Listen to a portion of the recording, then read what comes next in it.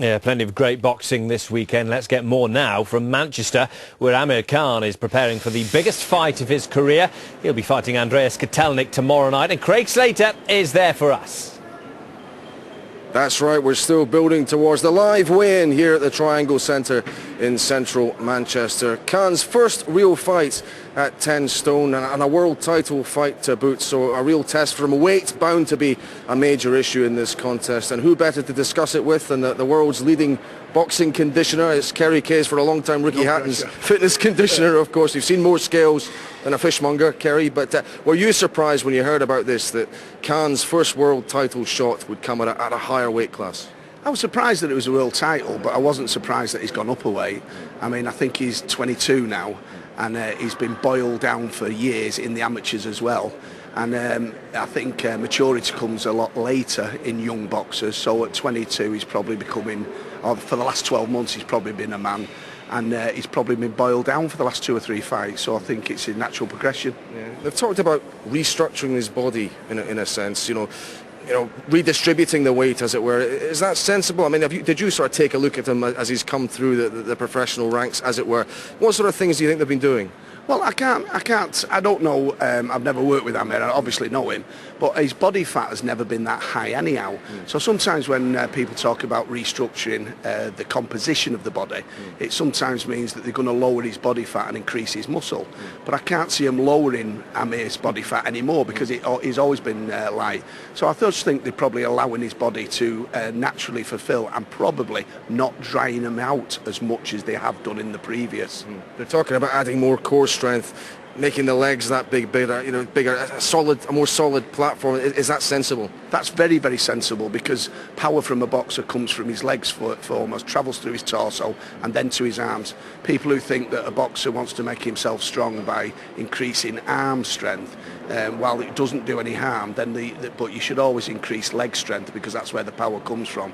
And I think core strength's very important in any sport, but I think a boxer gets plenty of core strength in his running, his sit-ups, his groundwork and his sparring. But the power comes from the legs, definitely, so they are talking a lot of sense. Of course, there's been a long-running debate about Amir's punch resistance. The old mantra in boxing is you can't put muscles on your chin, but are there other things you can do to improve that area of your game? Of course there is, and the reality is someone with a good chin's always going to have a good chin, someone with a bad chin's always going to have a bad chin. The reality is it always can be improved, always can be improved. How many times have we seen great boxers who've never had any problem, but yet all of a sudden the punch resistance has arrived? So boxers that have always had a good chin can sometimes end up with a bad chin. Sometimes boxers with a bad chin can end up with a good chin because they've gone up a weight, they're far stronger, i.e. they've been boiled down too much. He's a bit older now as well. He's been out in the wildcard gym and getting hard sparring with bigger guys, a lot of middleweights. We saw him take quite a few shots in the Monday sparring session he has, so maturity helps too. Of course it does, and as I said, if you've been boiled down on the scales, sometimes the fight's lost on the scales. And the reality is, I think he's more of a mature man, but a lot of people would say, well, at 22 he should be a man. Reality is, he's probably matured late. He's probably matured late because of the years and years of keeping his weight down. So don't be surprised if his chin's a lot better. What about Kotelnik? My spies tell me he's in the hotel gym as we speak, on the treadmill. It's obviously the day of the weigh-in. A lot of boxers do put their body through a lot of stress to make the weight. But what do you read into that? Well, I don't read a lot into that. The reality is, if he's on the treadmill, he's probably just loosening up.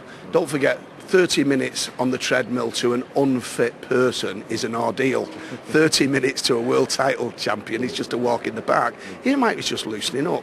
I think if he was struggling at the weight, he'd be in the sauna, not on the treadmill. Do you understand me? So I don't read too much into that. He might just be, he's got up morning of the fight, what can he do? He's bored, he's fed up of watching telly, he just wants to get on with it. So he's probably just gone for a loosener up. Okay, fair enough. That's interesting. Just actually, if we could, just a final word from Kerry, because we've obviously been following Ricky Hatton's health situation at the moment. We know he's admitted into hospital.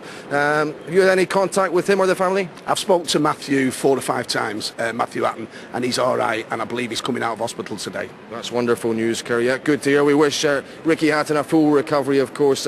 More from Manchester throughout the afternoon, and coming up just after 2, the thoughts of Jim Watt on this huge fight.